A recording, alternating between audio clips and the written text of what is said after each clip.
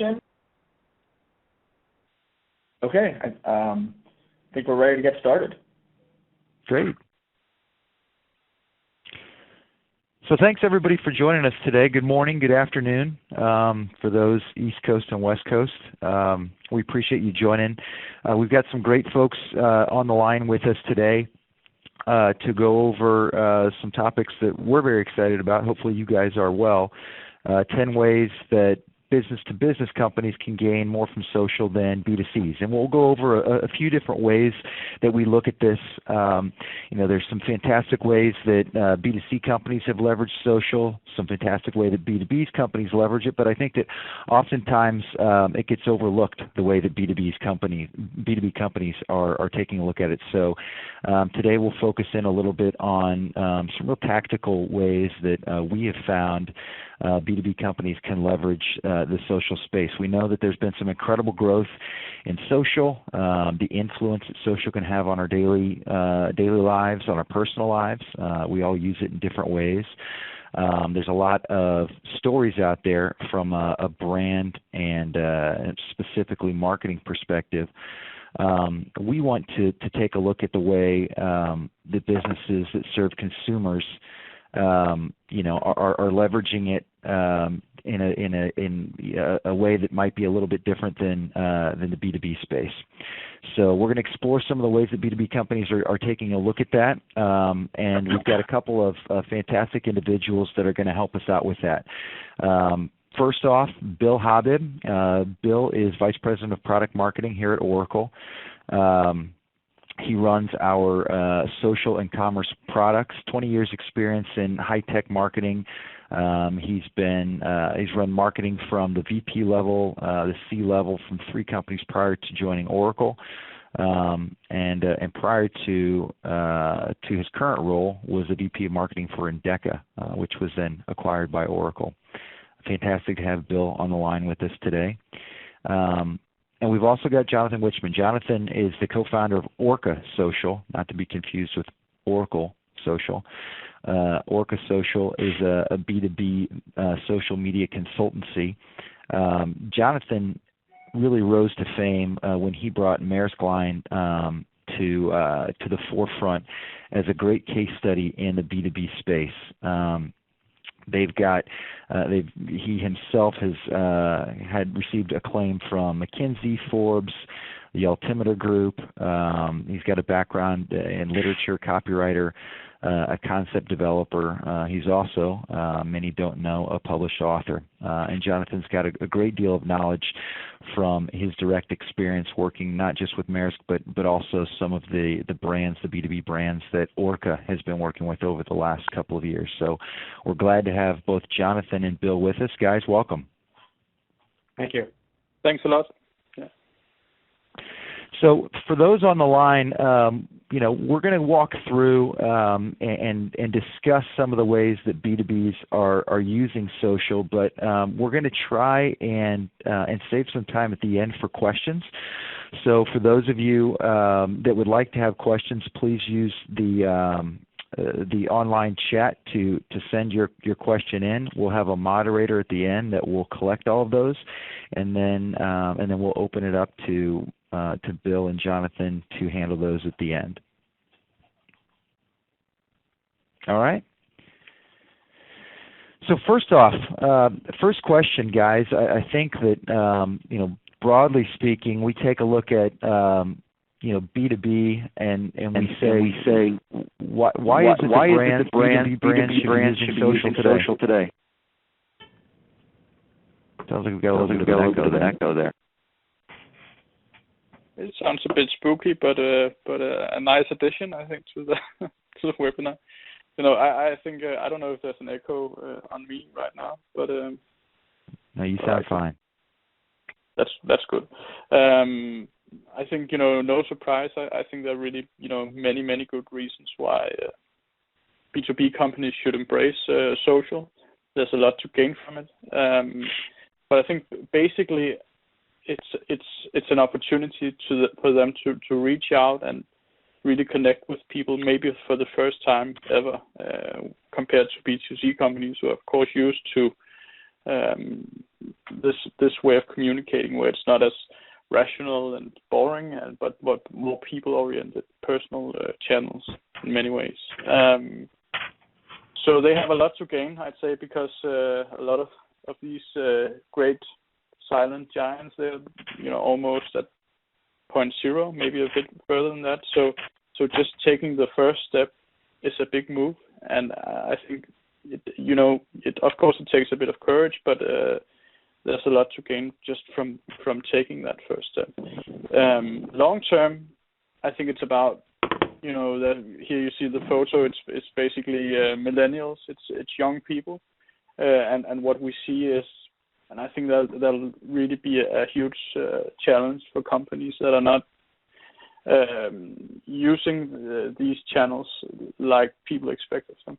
That they're not attractive as employers in a few years and maybe even today. So it's about simply just keeping up with times and being a modern, transparent employer. And then it's we know the millennials, they like to they care more about culture and collaboration, and they're more attracted to that than what we've seen in the past. So that is part of it. How do you want to attract new talent? Having a social profile is surely one way of making sure that you're not lost in that game, because people do go in, check your Facebook, Twitter profiles before they apply for a position. And then I think overall it's about having an organization where you empower them, where you make use the organization and all the many things that it can do to get ready really for a future where digital will no doubt play an even larger part of it. So it's also an insurance against being disrupted by collaborative economy and what have you. So I think that's sort of what I see overall. There's good reasons why. Great. What about you, Bill? Yes, I don't know if I can add to Jonathan, but I agree with everything that he said. It's all about those relationships and connecting with the audiences. And I guess what I would add to that and expand on a little bit is you've got this concept of raising your brand awareness and getting it every place where somebody might stumble across you. As we all have seen, I think, the statistics about the buying process for customers now being 57% completed before they actually engage with your salespeople. So I think it's about raising the brand awareness every place you could possibly raise it, and oftentimes connecting with audiences that you may have never known about or thought about, and you didn't know that they existed, but they actually know you exist. The ability to move from really 0 to 60 with a relatively little investment, where this in the B2C world, it takes a rather substantial investment from a paid advertising perspective to reach millions of people across your potential customer base. But with B2B, a relatively modest investment can get you from a fairly early stage in your social media kind of maturity model to having a very substantial presence, and makes even small companies look very big. You don't need to make a huge investment in order to look big. And the last point here is it's where you'll find your buyers. Some recent research out from IDC earlier this year is very, very eye-opening on the use of social driving B2B purchasing decisions. And if I may, I'd love to just flash a couple of interesting statistics here. So they asked an audience of about 760 respondents, have you ever used social media like LinkedIn, Twitter, Facebook, or online professional communities to assist in any way with your purchasing decisions for the company? The results are really remarkable. 75% of the entire sample said they had actually used social media to help them with company purchasing decisions. And the data gets even more interesting when you look on the right. 84% of C-level or VP executives use social to assist in some way with their purchasing decisions. So 84% said, yep, I'm using social to help me with my buying decisions for B2B. So the customers are out there and they're using social. Even more specifically, the question, have you or somebody on your purchasing team used LinkedIn to support a purchase process in the last 12 months? you look on the right, 63% of the C-level or VP executive had used LinkedIn to support a purchase process in the last 12 months. And why might that be? If you just look here in this final data, people were asked the extent to which their professional networks and social made them more confident in their buying decision. And in fact, 76% on the left said they prefer to work with vendors that have been recommended to them by somebody they know, or with salespeople who have been referred by somebody they know. Their network is important for reference checking. On the right, when using social media as a resource to support the process, how do you feel it helped you improve your buying decision? 56% of them said they felt more confident they had the information to make their decision by leveraging social media. So bottom line, your buyers are out there, and you want to be in front of them and influencing them. Makes sense. And when you guys think about, oftentimes we talk about the rules of marketing. We've got, as marketers, we've got some different rules as they relate to KPIs and whatnot. Are the rules for social that much different? Jonathan, have you seen that we tend to follow the same lines in rules of engagement in the social space as we do, broadly speaking, in marketing? Well, I think a lot of companies have surely, tried to, really just apply the same rules or the same tactics that they've, been used to applying in the past. And but I've seen it again and again, and both from other companies and from companies I've worked with, that social rules and marketing rules, they're in many ways sort of opposites. And when you think about it, I mean, the way it worked, sort of just as an example or an image of it is if it's with social, it's very much like a dinner party or something. If you go in there as just trying to market your product or your service, I mean, it'll very much it'll. I mean, at least it's a sure way to ensure that you won't get invited again. Nobody wants to have a salesperson in there, and I think that's what people are not really. It's been difficult. It's easy to understand, but it's difficult to really truly act upon day in and day out. Is that you shouldn't sell in there. Instead, what you need to do is very much what you need to do if you want to be sort of a social champion, and that would be something where you apply empathy and where you listen to people and you change your voice depending on what party you are in, and then you might tell a good story here. You might help someone or chat with whatever people are interested in. So I think it's very much opposites. So it's about social intelligence in many ways. So it's more like an opportunity for B2B brands to humanize their company than to go out and really just take a big part of the change the market share or something like that.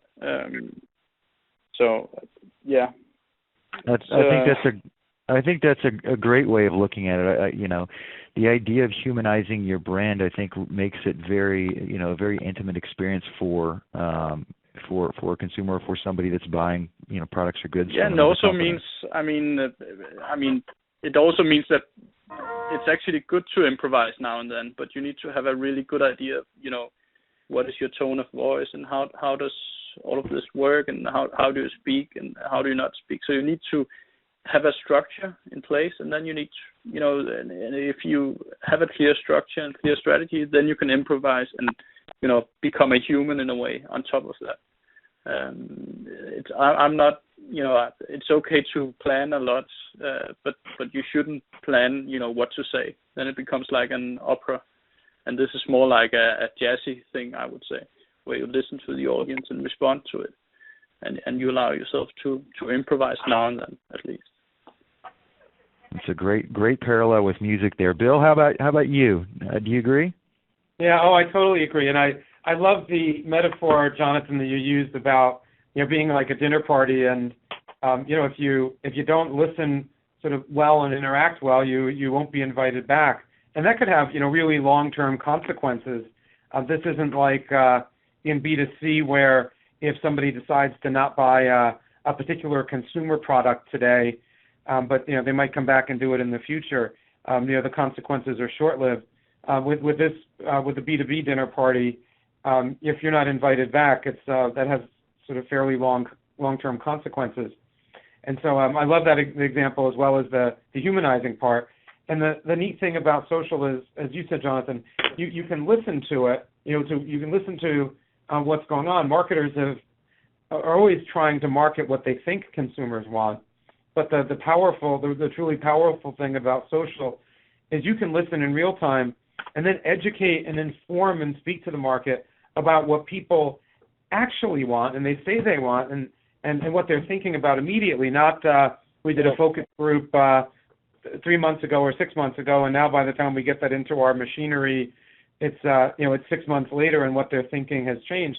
You can listen in real time and inform people and come out with campaigns and messaging about what people are thinking about immediately.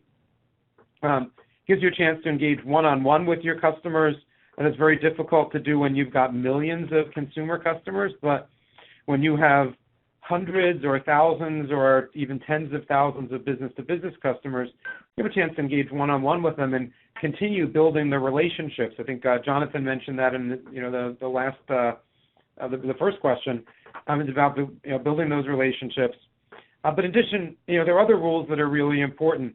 The social rules require very high authenticity. You see a consumer ad and you expect it to be clever and creative and catchy, and that's something you expect. In social, the rules actually more so require you building trust. And how do you build trust? You build that trust by being very, very authentic. You have situations where your customers and your employees can market for you. So you get customers out there who become your fans and your advocates and who like your brand. The great news is they'll amplify and magnify your content and help market for you. The catch, though, is if you make a mistake, and that mistake might be an error, or it just might be a way in which you interact with them, those can also be seen by thousands to millions of folks when it's amplified. So very different rules, and I think it presents an enormous opportunity for B2Bs. And I also think that's one of the reasons why it's important not to try to come off as being perfect as a brand, because you need to act. This is a peer-to-peer network, a huge one. So it's, of course, you need to act a bit like a person. And if you try to be perfect all the time or seem like you're perfect, I mean, then there's nothing more interesting or fun for people than to try to tear down that fiction of perfection. So it's it's a safe recipe for sort of being bullied in a social media crisis. But it's much easier if you admit you're wrong right away and that you're not perfect, and if you show some of the mistakes you make. It's actually a very strong position. I'd say it's a thought leader position, really, to admit mistakes. Yeah, I love that. If I may just add one more thing, it just triggered a thought for me, Jonathan. Last company I was in, we made professional videos, or we had outside agencies that helped us make the perfect corporate sort of videos to present our products and our solutions. And there was one that I made with our VP of Product Management, just ourselves in a room filled with a relatively inexpensive video camera.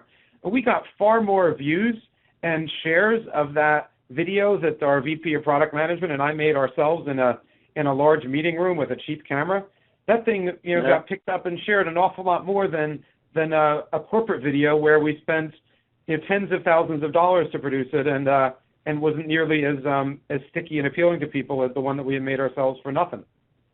Yeah, and I can tell you I've had the same experience. For some reason, people don't like State of the Nation, like videos of the CEOs. It's much better with a handheld where you can, which doesn't seem written out.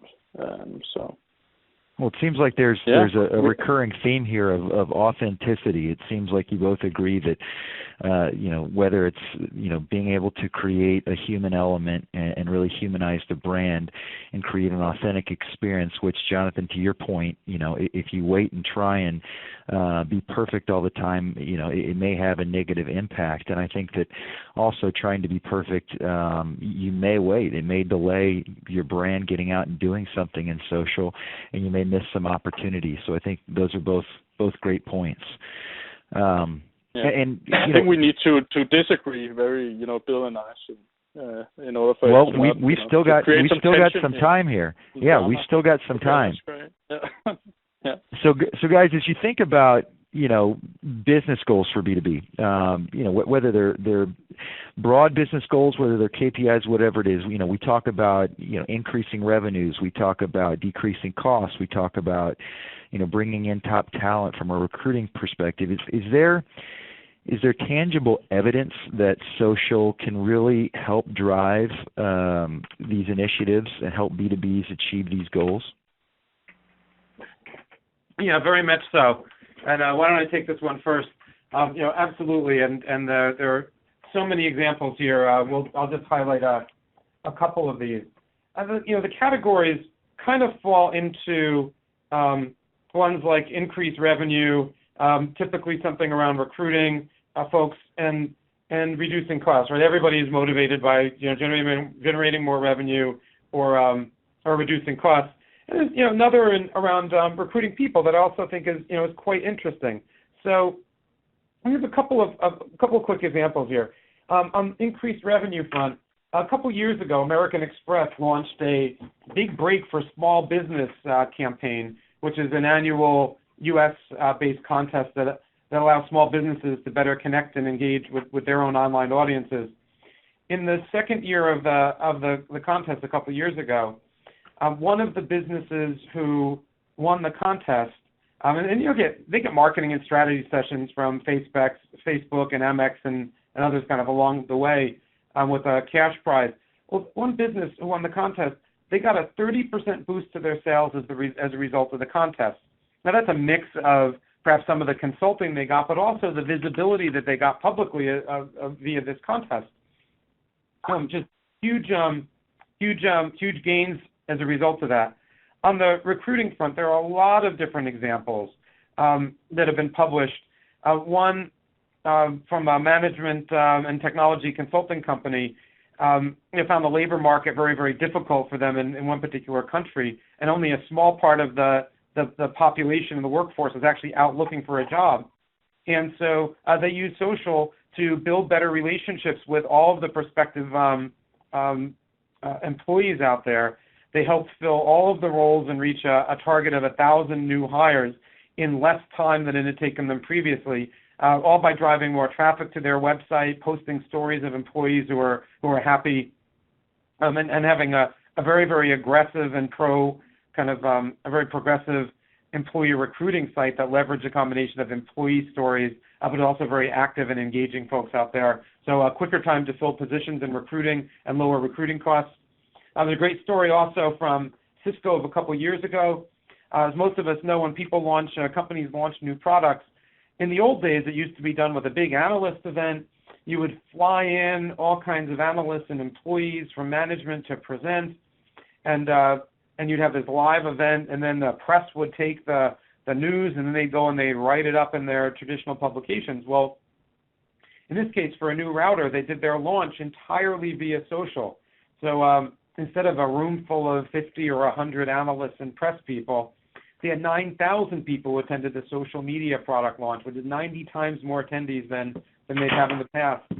Got nearly 3 times as many press pickups as with traditional outreach methods, more than 1,000 blog posts, 40 million online impressions, and it costs 1/6 the price of a traditional launch. Now that's just one way of reducing costs via reducing the cost of a launch. There are others that I think Jonathan will go into in the next slide. Yeah, and for a moment there, I thought recruiting that we didn't we couldn't find any talents, but I know there's a lot of talents. I think one really good recruitment is actually from Maersk, not from Maersk Line where I was, but in Maersk Drilling. Even though we had some really good results as well, and the group overall too.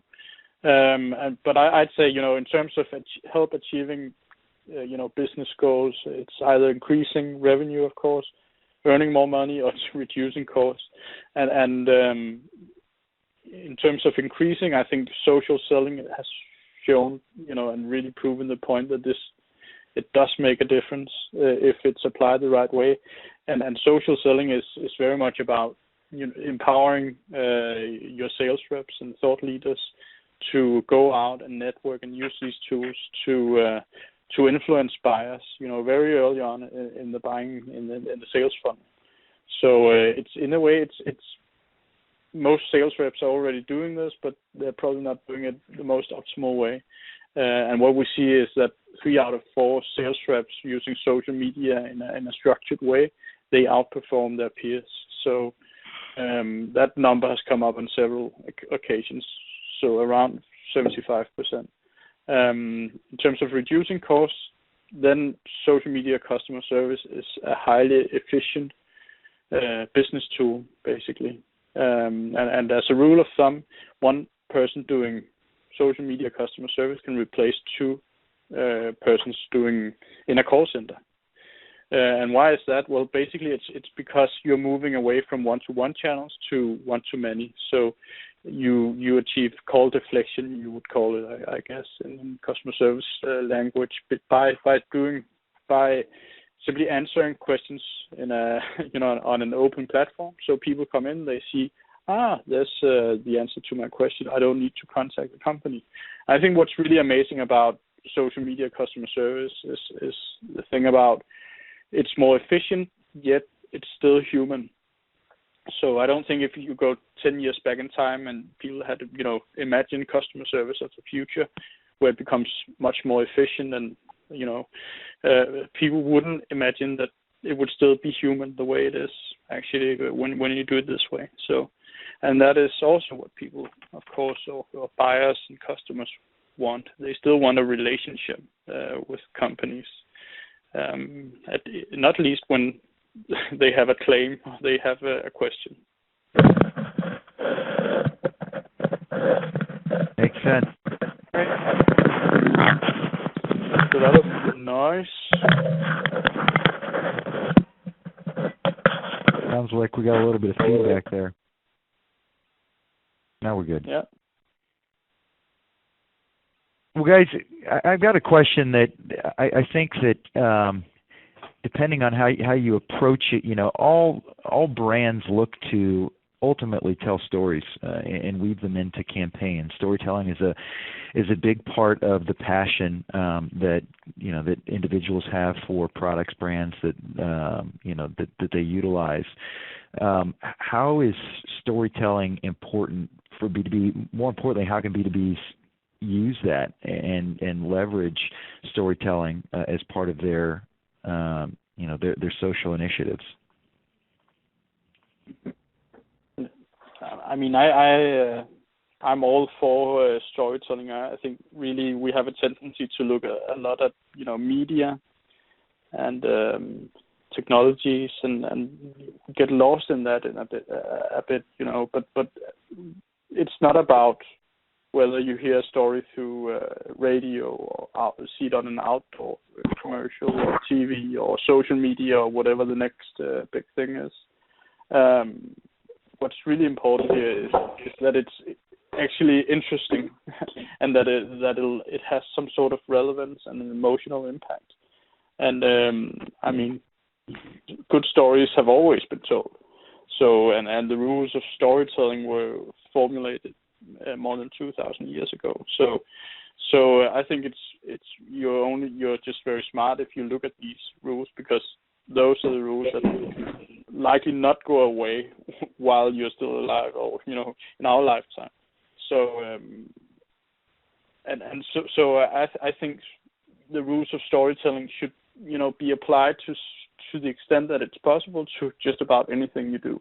It's the sender and receiver model. It's start, middle, end. It's it's not shying away from using emotions, not shying away from giving people something of value instead of just explaining what you have. And then I think, it's what's really good about the focus on storytelling and journalism and being trustworthy is that it becomes journalistic in many ways. And so you move away from, just corporate movies to something called corporate journalism, which is even a trend that you see now, that big brands are hiring corporate high profile journalists for to tell their stories.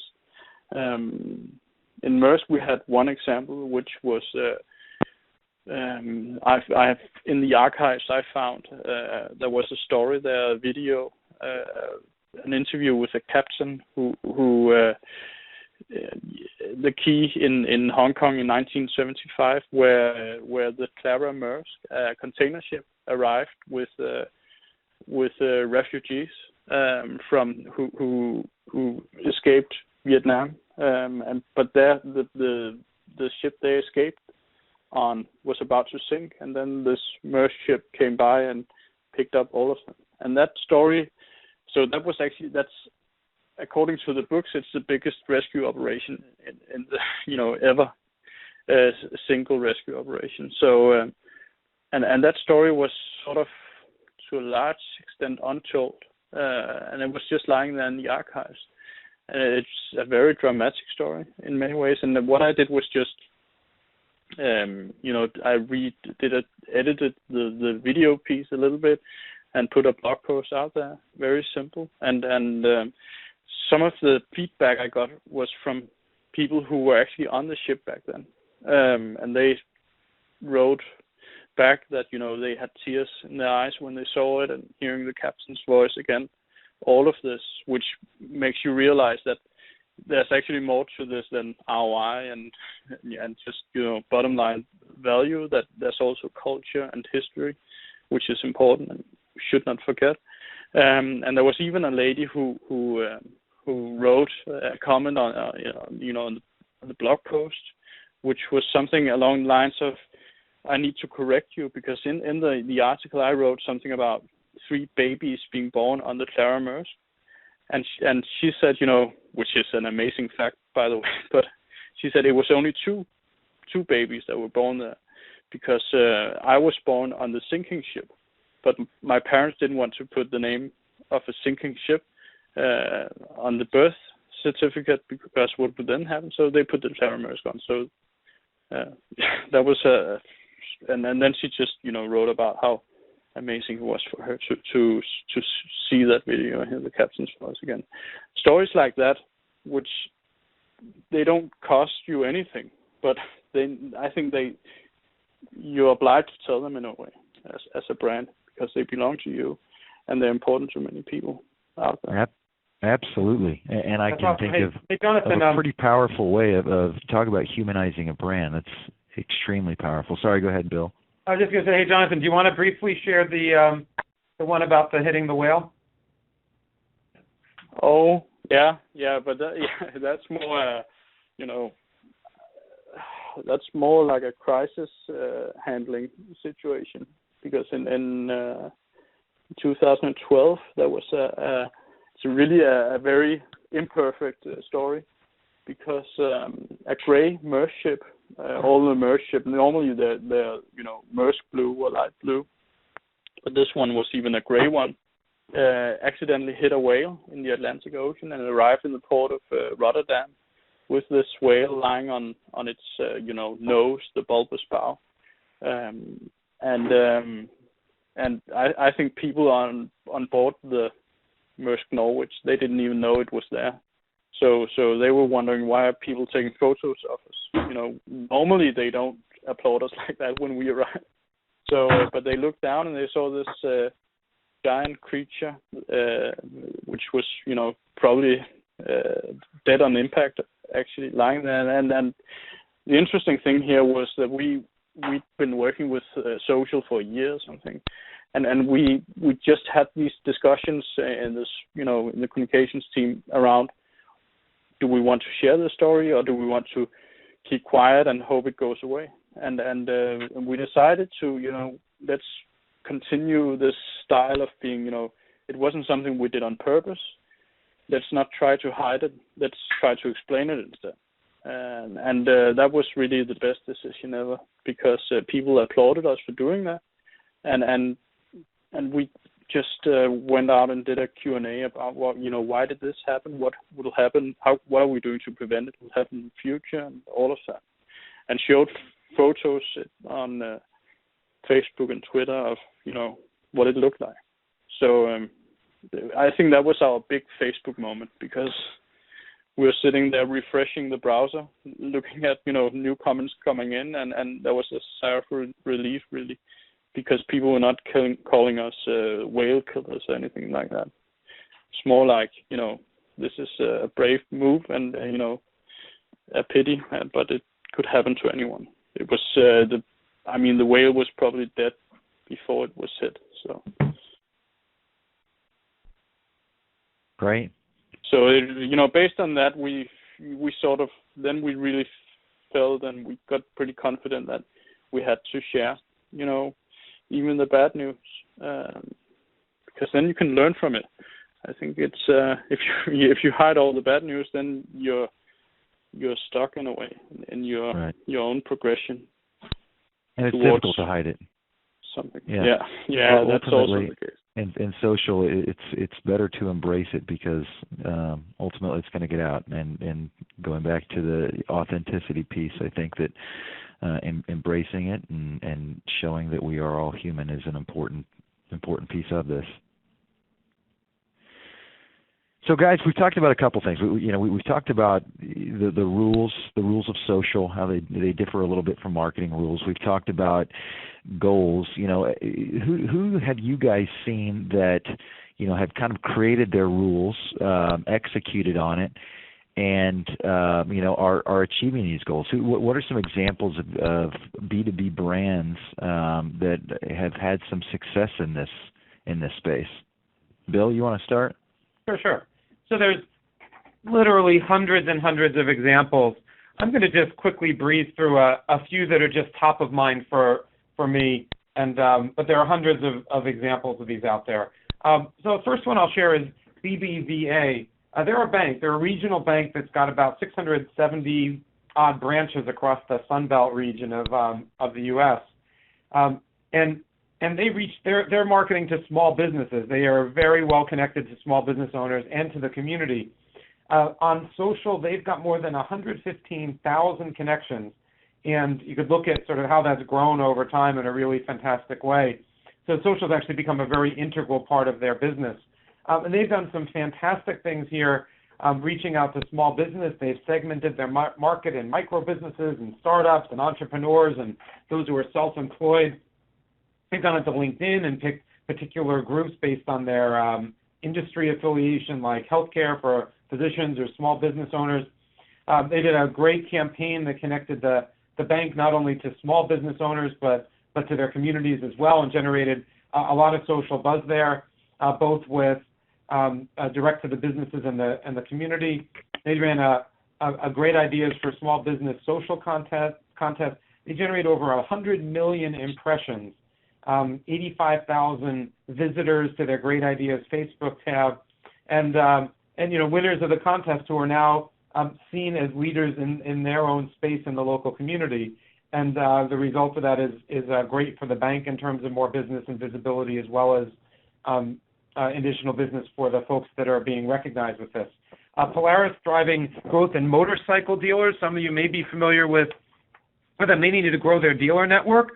And so to do that, they had to generate a lot more end-user demand. So they've hit goals like outperforming their sales of the Sturgis 2013 motorcycle when they rolled out the 14, largely leveraging social to help drive that, increasing their paid impressions, their non-paid impressions by like 60%, engagements by 30%. Everything that they're doing is upping their presence, and this is driving more end-user demand for the motorcycles through their dealers, and getting more dealers to sign up with them across the country, because those dealers want to see that there's consumer demand before they actually sign up. So they sell exclusively through dealers and distributors, but they are helping fuel that dealer network by driving end user demand, but as well, they're getting all of their dealers now to be social by leveraging what their headquarters is doing. So if anyone's on the call that's got any sort of a reseller or distributor network, they're a great example of empowering their network, and those distributors or, in this case, dealers who don't have the right kind of skill set in-house, they're giving them everything they need to be able to be more social in their individual regions. Indium, I love this example. These folks make solder paste that's used in electronic circuit boards and that kind of thing. They've got an incredibly popular B2B blog for everything around solder paste. What are the characteristics of it? It's written by their engineers, so there's engineers talking to engineers. What are the heat properties of different types of solder paste? What happens to it if it sits on a shelf for too long, or it takes too long in shipping before it's received, or too long before it's used? They're finding the best leads from the business come off their blog. A glass fiber manufacturer whose fibers are used in everything from specialty materials to aircraft and other things, has 35,000 followers in LinkedIn, and they're sharing with them unique technical information, business articles, customer-specific kinds of content and articles to get that community more active and make them closer to the business, because this helps them being seen as a thought leader amongst the people who might want to incorporate their sort of fibers into materials or use those end materials. They'll talk about uses and applications of their technology as it manifests itself in the materials other people use. Big factory automation company posts articles, technical things, technical materials, things that their employees have written up about how folks are using their products or factory automation to 7,000 odd fans.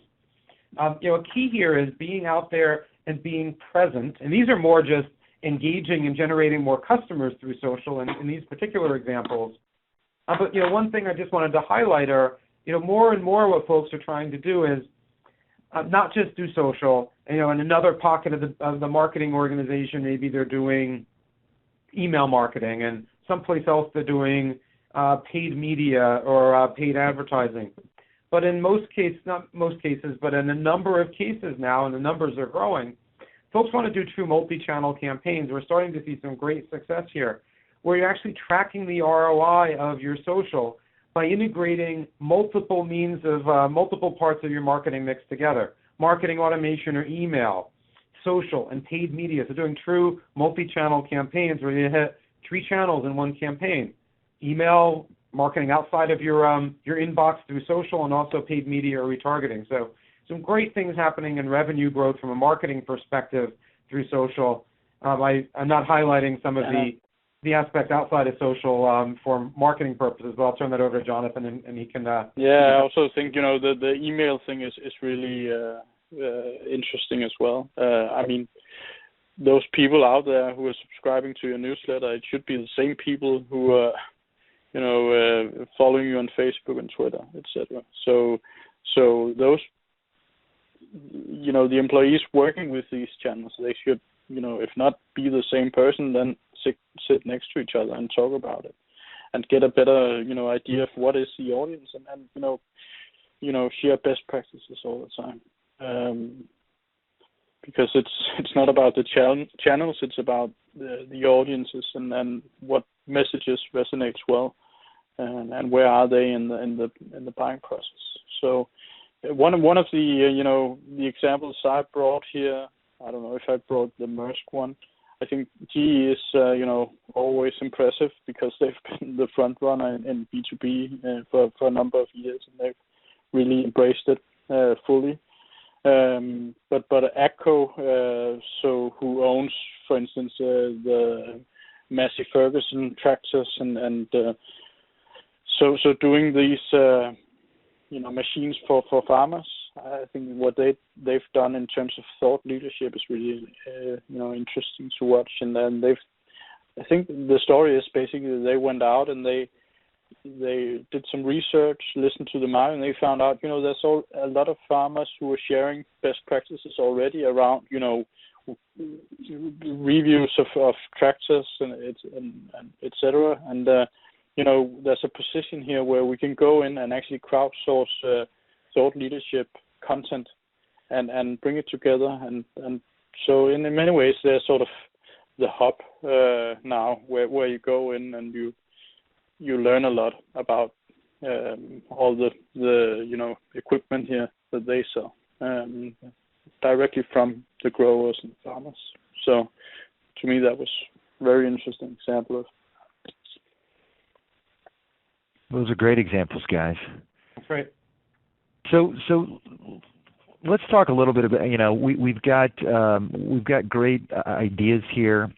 What are some tangible ways, if we boil it down and we want some things that are, quick and actionable, what are some tangible ways that B2Bs can really gain more from the social space? Great. I'll start, and then Jonathan, we can alternate as we go through this. So number 10 on the list, greater brand awareness and do it more cost effectively. You reach thousands, tens of thousands, millions of people. You get your brand out there in all the places that you want for people you know or you don't know, and do it an awful lot more cost effectively than where you're paying for the equivalent impact in advertising. Yeah. And I think that, in Maersk, the motto regarding point number 10 here was that, I remember we talked about that all the time, that it's low cost, high impact. It might be that you need to pay a bit more to get exposure on, reach your fans on Facebook, but overall it is cost effective still. And then there's point number 9. So we've collected a top 10. It's David Letterman style, I would say, a little bit at least. We need a drum roll perhaps, but still, point number 9 here. Yeah, exactly. That buyers are influenced by peers, and then by other buyers, and maybe that's it might come as a big surprise, but in general, people do not listen as much to what companies are saying directly to them as what their peers are being told by peers. So going out there and trying to influence and have dialogue with people who can then influence others is a hugely important thing, because as Bill mentioned early on, I mean, people are researching or searching the web now and they make up their mind even before they contact your sales reps. So. Right, okay, number 8, change the game using an educational journalistic approach. Share those authentic stories, like Jonathan said.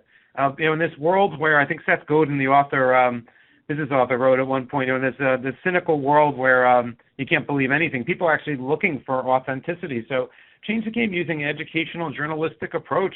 Crank out content about what your business is actually doing, how customers are benefiting from this, what are the actual technologies or functional capabilities that you bring to bear if you're in that sort of a business, or authentic stuff about the services that your business provides. Change the game using a very authentic educational journalistic sort of approach, and that might even mean hiring people with journalism degrees to create content. Hiring people a couple years out of school who like the concept of writing a lot on deadline once or twice a week, and take a very journalistic approach to cranking out content, just like a newspaper would. Yeah, and the next idea is really that it might be a bit daring to say so, but I really feel that B2Bs actually have better stories to tell. They're just not very trained or used to telling them.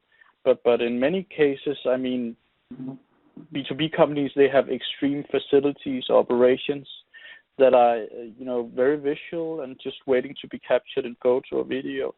And so the potential there is big. And another thing is that they have, again, it's in general, rich corporate histories.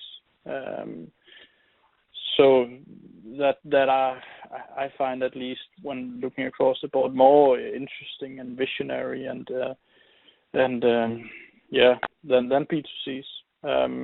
Then another part about the storytelling is that there's a lot of knowledgeable people. Of course, there's the same you could say about B2Cs, but here you really have thought leaders employed who you can empower, and they can go out and you can use them as instruments or through whom you can tell your stories. So I think there's a huge potential to tell really good stories. Great. I've never been told before. Awesome. Building on that as a component of the stories, leverage your thought leaders on social in ways that B2Cs cannot. Just an example of this from India, leveraging their engineers, not their marketing people, not folks that are trying to get things polished, their own subject matter experts who are deeply intimate with their products and services to get out there in a rather sort of unconventional way based on how traditional marketing has worked, to be out there putting forward, hey, what are they doing? Many of your employees, customer service people, folks on the front line, have these stories, have the deep knowledge and expertise of what's really going on with customers, and can actually talk about that in ways that will resonate with the customers because they're on the front line. So leveraging those thought leaders out there in ways a B2C can't. You just let them authentically be out there telling stories, and you might have thought leaders you didn't even know were thought leaders. Yeah, and then there's the selling part. I mean, but the only sales tactic on social that makes sense is social selling, if you ask me, and it's a sales tactic that's only really relevant for B2B. So it, again, as I mentioned before, it's about training and guiding sales reps and other people in the organization to simply just make better use of their professional network. So especially on LinkedIn and Twitter. So getting in early, sharing knowledge early on in the sales funnel to shape customers' demand. That's key. That's showing. Already seen big results from that. Leveraging social to recruit top talent. Jonathan talked about that in his past company. All of the metrics get better here of the cost to recruit, time to fill open positions, number of candidates who will be applying for positions. Growth for many companies is tied toward filling key positions and hiring top talent. So that's another one that is very important. Yeah, and then there's a customer service part, which is really a place where you can reduce costs. We already talked about that, but it's good for customer experience and satisfaction. We've seen that, and it's more efficient. So, and it's not that hard to implement, I'd say. I think Gartner even predicts that 90% of all large companies or enterprises will use social for customer service by 2020. So, and there's a reason for that. Okay, shape marketplace demand by becoming a trusted advisor. We've kind of talked about this, but be really seen as that trusted advisor. Besides sort of influencing and educating folks, make yourself the trusted advisor by being the source that people turn to for these insights. There's a company in a particular software space that was innovative in that space, and they came out as the thought leader there and always seen as being the trusted advisor. They get 60,000 odd leads generated off of their blog every month by being sort of seen as the knowledge source and the trusted advisor for information about their sector. So people want that trusted advisor and they need it. And then, drum roll, last but not least, drive an ROI from a combination of marketing, social, and paid, owned, and earned media. For many, they are struggling to show what's the value, measurable value delivered by social. And in many cases, it's tied to impressions and fans and numbers of people who you've engaged. But by linking, in particular by linking marketing, social, and paid and earned media, you can show very substantial ROIs just like you can in some of the other areas above. So very interesting opportunities there.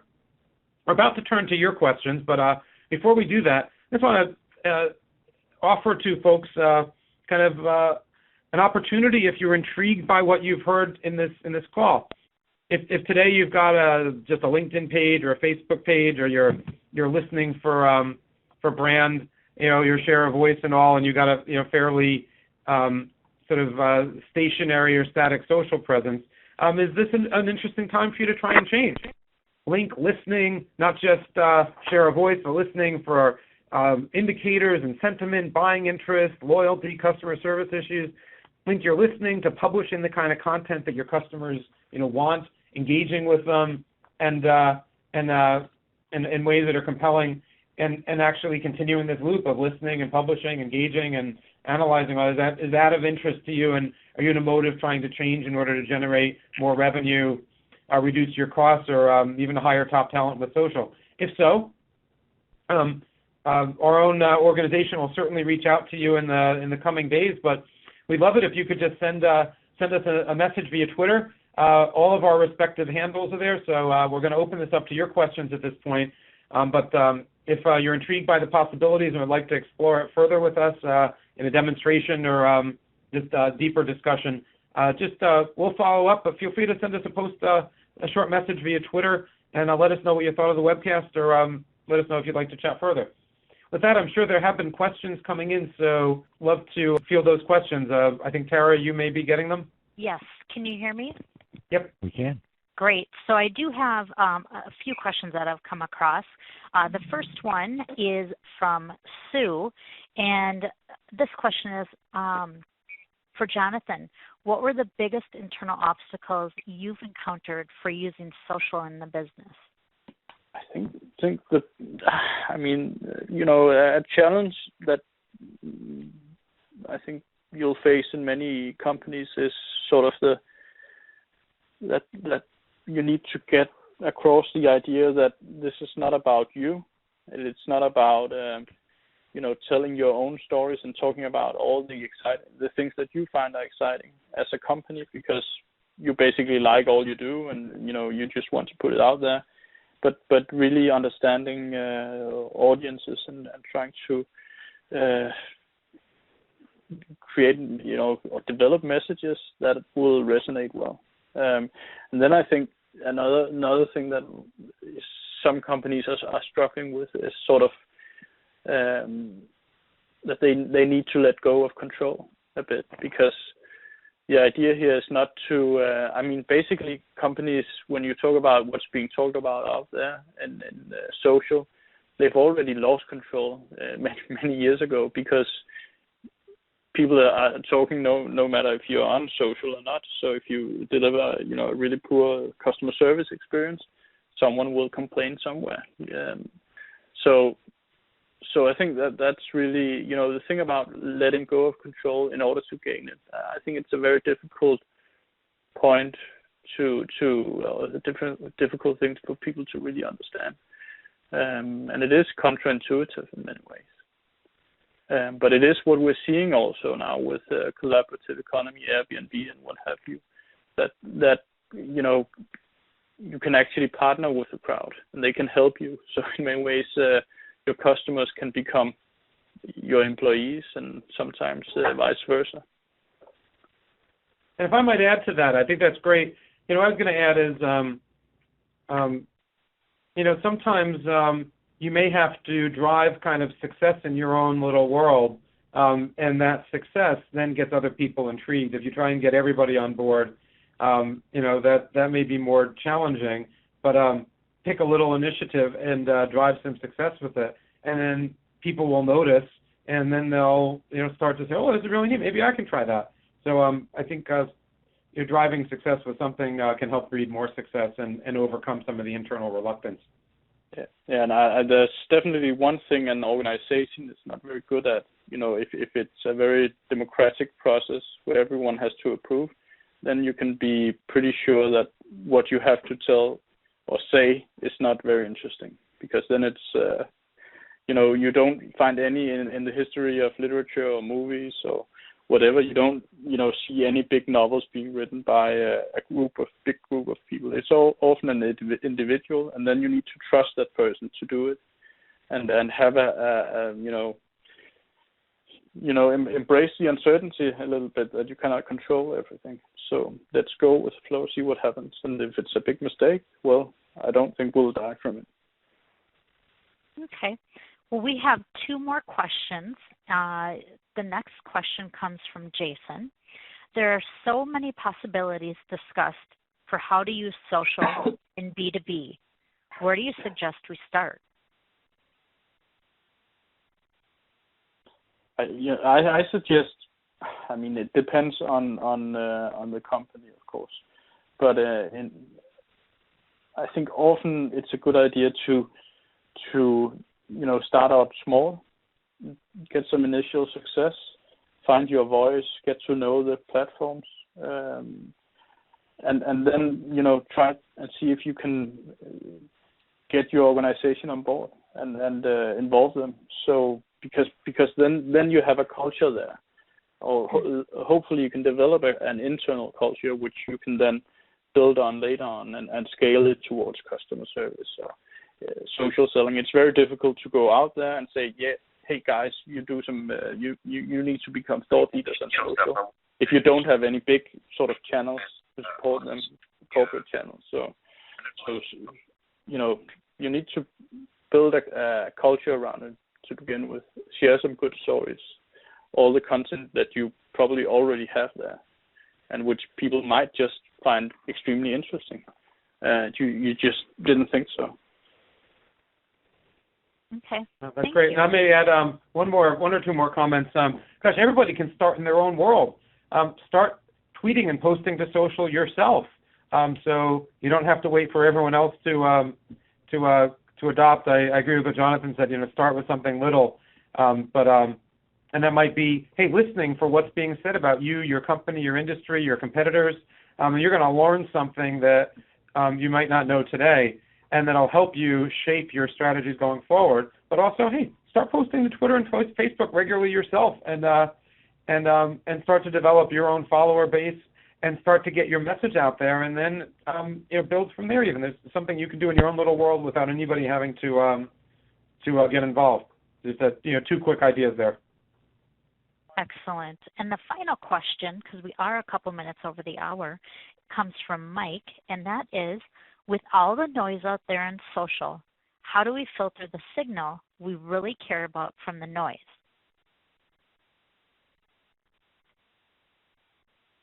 I'll go ahead and answer that one, and Jonathan, you could chime in as well. I think the key here is to listen in a smart way. So there are technologies out there that are Boolean keyword. There are technologies out there that are natural language processing, and they're good, but they usually can't help you pick up what's the actual sentiment, what is the person actually talking about, how do you distinguish between a word like, or a phrase like American Eagle, the bird, American Eagle, the airline, the American Eagle, the clothing outfitter. So you need to be able to understand the context and the meaning of what's being said out there, and that's a key way of filtering out kind of the noise and getting the signal. And technologies like latent semantic analysis are excellent at doing that sort of thing. So I think it's employing the right kind of technology and approach to get rid of the stuff you don't care about and get the stuff you do care about. And then from the stuff you care about, being able to understand, what's it mean? Is it a loyal customer? Is it buying interest? Is it an unhappy customer? What do they mean? And what's the meaning and intent of what's been said? So I know how to route it to the right person to take meaningful action on it. So I think it's a combination of the kind of the listening technology to be able to filter out the noise, and that sophisticated listening technology to understand the meaning and sentiment of what's being said, so you know how to sort of route it and act on it and categorize it, rather than just getting a pile full of messages you can't sort through well. Yeah, and then I'd say, from a blogging perspective, I think it's also about not being afraid to keep it simple, and even working with a good old trick like the implied reader, which is sort of, instead of imagining that you're speaking to a crowd or to a group of peers, then think about, this is actually not something I'm writing for a blog post for my company. It's actually just me explaining something to a friend or a member of the family. And then think about, how can is this really interesting? How can I make it interesting? But that being said, I think actually often it is more interesting than you think. The geeky stuff is something that a lot of people really like, and that's what we see in the B2B world. So in Maersk, we never imagined how many people were interested in ships and in spotting ships and all the, the length of them and the weight and the engines and the routes and all of that. I mean, so the world is very big. There's an audience for all sorts of topics out there. So you don't need to reinvent yourself. You just need to let go. I did have one last question come in from Sean. If we have time, I think it's a great question. Do you guys have another moment to answer a final question? Great. What kind of analytics do most B2B companies use to assess their progress and success? What are the key success metrics customers are using?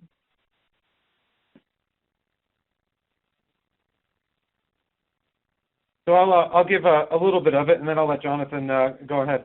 So you've got metrics that are, everyone measures things kind of according to what they need to achieve in their business. Ultimately, the business goal is to grow revenue. So it's a little tough to show, okay, what's the impact of social on revenue? But you've got metrics like share of voice. You've got metrics like number of impressions that have been made. You've got number of followers and fans and the extent of engagement and things at that level. So you've got a number of different social metrics that people are actually tracking in fairly rigorous ways and trying to grow over time. The extent of engagement, those are some fairly common social metrics today. Look at your share of voice versus your competitors. Those are fairly common metrics today that folks are tracking. Ultimately, it is a little challenging today still to show how does this tie in with a higher level business goal. I think on the recruiting front, as we talked about before, you see measurable decreases in the cost to recruit and things like that hit the bottom line. You see tying social in with the other marketing automation systems that we talked about. Now the ability to show real ROI. You see cost savings in customer service, which are very, very substantial. The time to resolve a first incident, the time an incident that is open. There's a variety of metrics in customer service that show how you're reducing costs there as well. So I think you've got metrics that are tied to different organizational functions and business problems. If it's a customer service metric, that's all about reducing my cost to serve the customer. Can I provide more web self-service? Can I resolve the first incident quickly? And then how does that turn into cost savings from an operational basis in sales and marketing? Am I finding new leads via social by listening for people talking about my product or my service? Can I run social campaigns tied in with my other campaigns that not only get me more fans and engagement, but help drive a higher ROI? And plus, you got kind of metrics. There's a whole variety of metrics around recruiting and sourcing candidates that also show kind of show up in that line of the business. I think that the metrics are different in each part of the business where you're kind of trying to measure your success. And that is all the final questions. Oh, Jonathan, did you want to answer? No, it wasn't important. I just think, the whole idea about using social in marketing for, really to test the ground, to see what works and what doesn't work. So you become more efficient in the way you go about in the marketing mix when you then, use the same messages on other platforms. So really using making the most of the fact that this is a relationship medium where you get feedback very quickly. So it's a good way to optimize and work. Excellent. So I'm going to close. I know we've run just a little bit beyond the hour, but we have some more questions to answer. So I want to thank everybody for joining. If you'd like to talk to us, send us a message via Twitter, and we'll be delighted to respond. This webcast will be recorded, so if you'd like to get a replay of it, you'll be able to. And in very short order, we'll probably be kind of publishing our top 10 with the full color commentary on those as well as something that you'll be able to have. So I'd like to thank Jonathan for joining and sharing his deep expertise, and thank all of you for joining. And we hope you have a great day. And again, drop us a note if you'd like to engage further and give us any feedback. Thanks, everyone. Thank you.